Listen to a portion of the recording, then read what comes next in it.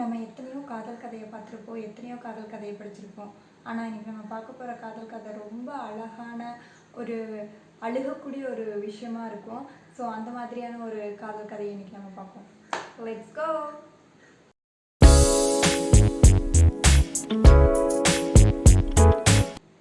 எல்லாருக்கும் hi, welcome to புக்வே. இன்றைக்கி நம்ம புக்வேல என்ன புக் பார்க்க போகிறோம் அப்படின்னா, பெத்தவன் இமயன் எழுதுனது. ரொம்ப சின்ன புக் தான், ஆனால் பட் இம்பேக்ட் பெருசாக இருக்கும். அவ்வளோ அழகான புக்கு. நம்மளை அழுக வைக்கக்கூடிய ஒரு காதல் கதை அப்படின்னா இதுதான். நம்ம நிறைய காதல் கதையை பார்த்துருக்கோம், நிறைய படிச்சிருக்கோம், ஃபிலிம்லலாம் அவ்வளோ அழகழகாக பார்த்துருக்கோம். ஆனால் இந்த புத்தகத்தில் இருக்கிற ஒரு காதல் கதை வேறு லெவலில் இருக்கும். ஸோ இதை பிகினர்ஸ் கூட எடுத்து படிக்கலாம். வெறும் 40 பேஜ் தான் இருக்கும்.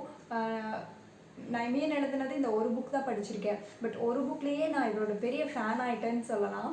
அவ்வளோ அழகாக இருக்கும். நம்ம ஜாதிய கொலைகள் பற்றியும் ஜாதிய வெறி பற்றியும் நம்ம நிறையா நியூஸில் பார்த்துருக்கோம், படிச்சிருக்கோம். பட் இந்த புக்கில் அதை அவ்வளோ அழகாக எழுதியிருப்பாங்க.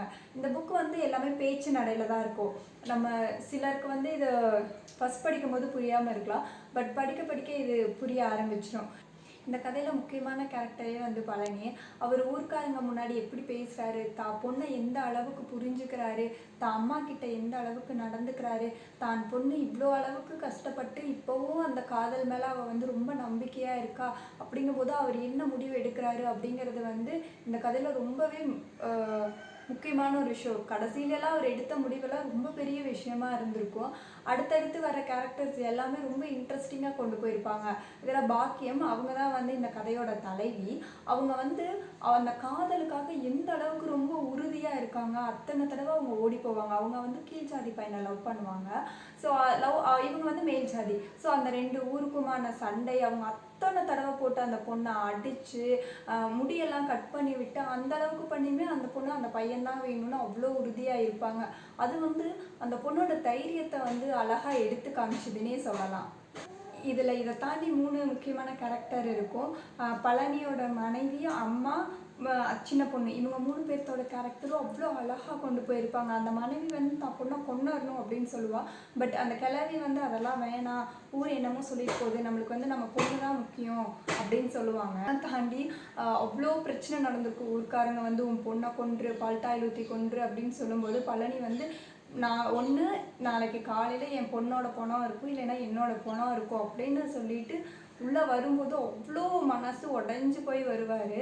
அந்த நேரத்துலேயும் பாக்கியம் ரொம்ப சோர்ந்து போய் குறுகி போய் ஒரு மூலையில் படுத்திருக்கும் போது அவர் ஒரே ஒரு விஷயம் சொல்லுவார். தட்டு நிறையா சாப்பாடு போட்டு முதல்ல நீ சாப்பிடு அப்படி சொல்லுவார். அந்த இடத்துல நான் செதறிட்டேன். அந்த அளவுக்கு இருந்துச்சு. அவ்வளோ பிரச்சனை, 3 தடவை ஓடி போய் ரொம்ப கீழ்ஜாதி பையனை லவ் பண்ணி அவ்வளோ பிரச்சனைக்கு அப்புறமும் அவங்க அப்பா ரொம்ப பாசமாக நீ சாப்பிடு அப்படின்னு கொடுப்பாரு. அது ரொம்ப அழகான ஒரு விஷயமா இருந்தது. கடைசியில் அவங்க அப்பாவே மனசு மாதிரி நீ போ, அந்த பையன் கூடயே போயிடு அப்படின்னு சொல்லி பண்ணிட்டு காலையில் ஊர்க்காரங்களுக்கு பதில் சொல்லணும் அப்படிங்கிறதுக்காக தான் உயிரியவே விட்டுருவார். அதெல்லாம் பார்க்கும்போது ரொம்ப கதை எந்த விதத்தில் நம்மளை இம்பேக்ட் பண்ணும் அப்படின்னா, இந்த புக் நான் படிக்கும்போது லிட்ரலி நான் அழுதுட்டேன். சீரியஸ்லி நான் அழுதுட்டேன். அந்த அளவுக்கு இந்த கதை எனக்கு அவ்வளோ இம்பேக்டாக இருந்தது.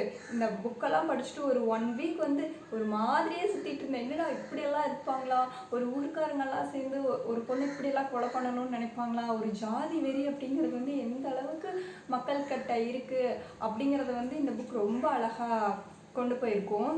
புக்கில் காதல் இதெல்லாமே தாண்டி நான் பார்த்த இன்னொரு விஷயம் ஒன்றுனா, உறவுகளுக்கு இடையான அந்த பாச பிணைப்பு, பாச போராட்டம் அப்படிங்கிறது இந்த புக்கில் நிறைய இடத்துல அவருடைய எழுத்து மூலமாக காமிச்சிருப்பார் எழுத்தாளர். ஸோ இந்த புக் எல்லாருமே பிகினர்ஸ் முதல் கொண்டு எல்லாருமே படிக்கலாம். 40 பேஜஸ் தான். ஒரு 1 hour to 1.5 hours படித்து முடிச்சிடலாம். பட் எல்லாருமே படிக்கும்போது மனசில் ரொம்ப பெரிய தாக்கத்தோட தான் இந்த கதை முடியும். தாக்கத்தை ஏற்படுத்துகிற ஒரு கதையாக இருக்கும் அப்படிங்கிறது என்னோட பாயிண்ட். இந்த புக் உங்களுக்கு வேணும் அப்படின்னா நான் லிங்க்கு கீழே கொடுக்குறேன், நீங்கள் பை பண்ணிக்கோங்க. இந்த புக் படித்தவங்க கீழே கமெண்ட் பண்ணுங்கள், பார்க்கலாம் நம்ம புக்கை பற்றி எந்த அளவுக்கு நம்ம டிஸ்கஸ் பண்ணிக்கிறோன்னு. நம்ம இன்னொரு புக்கோட அடுத்த வீடியோவில் சந்திக்கலாம். பாய். Like and subscribe.